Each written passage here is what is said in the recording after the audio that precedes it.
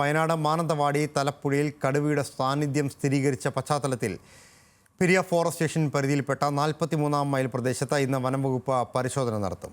Johnson കുന്ന, Kambippalam, കരിമാനി, പൈരിസൺ estate ചേർന്ന വനപ്രദേശങ്ങൾ എന്നിവിടങ്ങളിലാണ് പരിശോധന നടത്തുക. വയനാട് നോർത്ത് DFO മാർട്ടിൻ ലോവറിൻ്റെ നേതൃത്വത്തിൽ 4 സംഘങ്ങളായി തിരിഞ്ഞായിരിക്കും പരിശോധന നടക്കുക. വിവരങ്ങളുമായി ആഷിഖ് റഹ്മാൻ ചേരുന്നുണ്ട്. ആഷിഖ്, വയനാടിൻ്റെ കടുവാപ്പിടി, വന്യജീവി ഭീതി അതൊഴിയുന്നില്ല, തുടരുകയാണ്. പരിശോധന ആരംഭിച്ചിട്ടുണ്ടോ?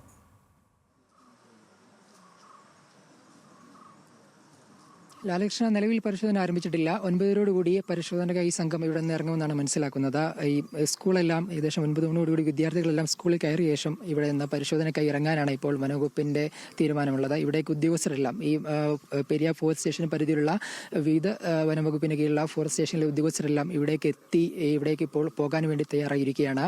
4 അംഗ സംഘങ്ങളായിട്ടായിരിക്കും ഇവർ പരിശോധന നൽകുക. അത് പ്രധാനമായിട്ടും ജോൺസൺ കുന്ന്, കമ്പിപ്പാലം, കരിമാനി, പാരിസൺ എസ്റ്റേറ്റ് തുടങ്ങിയ പ്രദേശങ്ങൾ പരിശോധന നടത്തുക.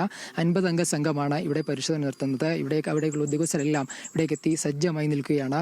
നോർത്ത് DFO മാർട്ടിൻ ലോവലിന്റെ കീഴിലാണ് ഈ ഒരു പരിശോധന നടക്കുന്നത്. പ്രധാനമായിട്ടും തലപ്പുഴയെ കഴിഞ്ഞ ആഴ്ചകളിലെല്ലാം ഭീതിപ്പെടുത്തിയ കടുവയുടെ സാന്നിധ്യം സ്ഥിരീകരിച്ചതോടെയാണ് പരിശോധനയും ശക്തമാക്കുന്നത്. ഇവിടെയുള്ള ഒരു ക്ഷീരസഹകരണ സംഘത്തിന്റെ CCTVയിലും അതുപോലെ തന്നെ വനംവകുപ്പിന്റെ ക്യാമറയിലും ഈ കടുവയുടെ ദൃശ്യങ്ങൾ ലഭിച്ചിരുന്നു.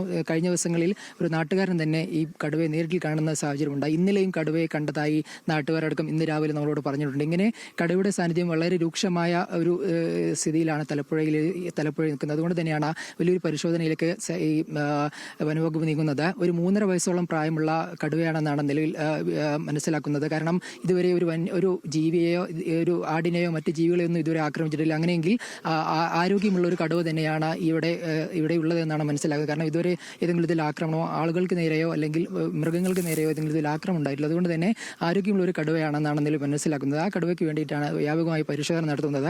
ഏകദേശം 30ഓളം ക്യാമറകൾ ഈ തലപ്പുഴയിലെ വിവിധ ഭാഗങ്ങളിലായിട്ട് നിലവിൽ സ്ഥാപിച്ചിട്ടുണ്ട്.